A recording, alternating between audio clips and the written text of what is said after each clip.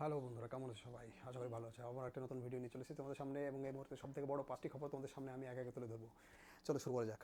তো শুরু করার আগে বলে রাখি, আমার এই চ্যানেলটি নতুন এবং এই চ্যানেলটিকে সবাই মিলে লাইক, সাবস্ক্রাইব এবং শেয়ার করে দিও। ওকে, থ্যাংক ইউ। তো প্রথম খবর হলো, 1 নম্বর খবর আজকের হচ্ছে তোমার জসপ্রীত বুমরার ব্যাপারে। জসপ্রীত বুমরা নতুন যে টেস্ট আইসিসি র্যাঙ্কিং বেরিয়েছে তার মধ্যে তিনি নাম্বার ওয়ানই আছেন, আগেও ছিলেন, এখনও আছেন। এবং অস্ট্রেলিয়ার বিরুদ্ধে তার দুর্দান্ত পারফরমেন্সের ব্যাপারে তিনি তার নাম্বার ওয়ানের স্পটটাকে ধরে রেখেছেন।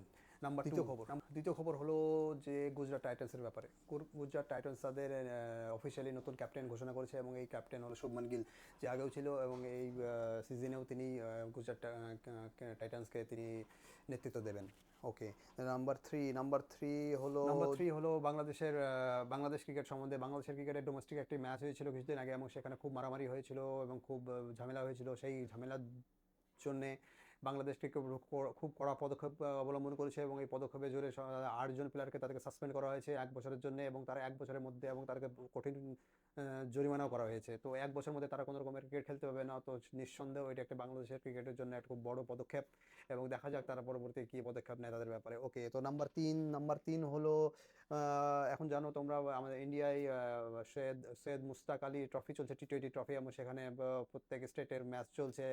এবং কিছুদিন আগে তিলক বর্মা তিনি পরপর 3টি সেঞ্চুরি করার যে রেকর্ড করেছিলেন। এবং আজকে নতুন লেটেস্ট নিউজ হচ্ছে যে আরেকজন উর্ভিল প্যাটেল বলে গুজরাটের একটা প্লেয়ার, তিনি সব থেকে কম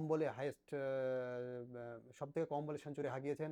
28 বলে সেঞ্চুরি মেরে দিয়েছেন, এবং এটা একটা যে কোনো ইন্ডিয়ানের পক্ষে একটা রেকর্ড সেঞ্চুরি হয়ে গেছে। তার মধ্যে এর আগে এই 28 বলে সেঞ্চুরি কারো ছিল না। সব থেকে ফাস্টেস্ট সেঞ্চুরি অধিকারী হলেন তিনি, উর্বিল প্যাটেল। এবারে চ্যাম্পিয়ন্স ট্রফি হওয়ার কথা আছে পাকিস্তানে, এবং পাকিস্তানে এখন হচ্ছে রাজনৈতিক যে টানপোড়েন চলছে, সেই জন্য সেখানে না হতেও পারে। তো আইসিসি এমন একটি সংকেত দিয়েছে যে এখানে হাইব্রিড মডেলের প্রস্তাব বিবেচনা করতে পারে, এবং সেই জন্য আইসিসি এবং পাকিস্তান বোর্ডের সঙ্গে তাদের সঙ্গে রীতিমতো কথাবার্তা চলছে। তবে দেখা যাক শেষ পর্যন্ত আইসিসি কী সিদ্ধান্ত নেয়, এটা দেখার।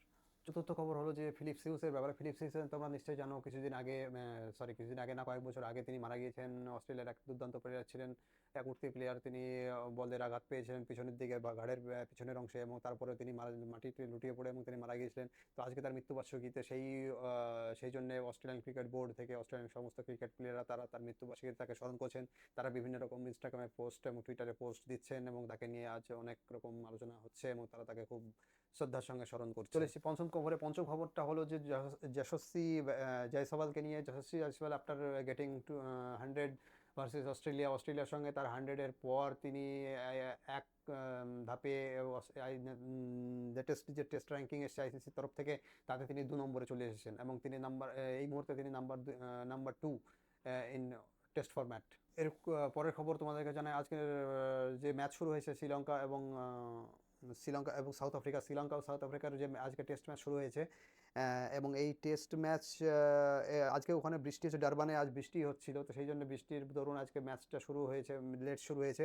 এবং লেট বৃষ্টি এখনও পর্যন্ত সাউথ আফ্রিকা 80 রান তুলতে পেরেছে। 80 রানের মধ্যে তাদের 4 উইকেট পড়ে গিয়েছে। তো এখন মোটামুটি বলা যায় যে শ্রীলঙ্কা এখন খুব ভালো পজিশন আছে। তো সবাইকে ধন্যবাদ দেখার জন্যে। এই ছিল এই মুহূর্তের সব থেকে বড় 5টি ক্রিকেট সংবাদ। এবং আগামী আরও আমি ভিডিও বানাবো, তোমাদের নতুন কোনো খবর আসলে আমি তোমাদেরকে ভিডিও বানাবো, তোমাদের সামনে তুলে ধরবো। তো আমার চ্যানেলটাকে তোমরা লাইক এবং সাবস্ক্রাইব এবং শেয়ার করে দিও। Thank you so much.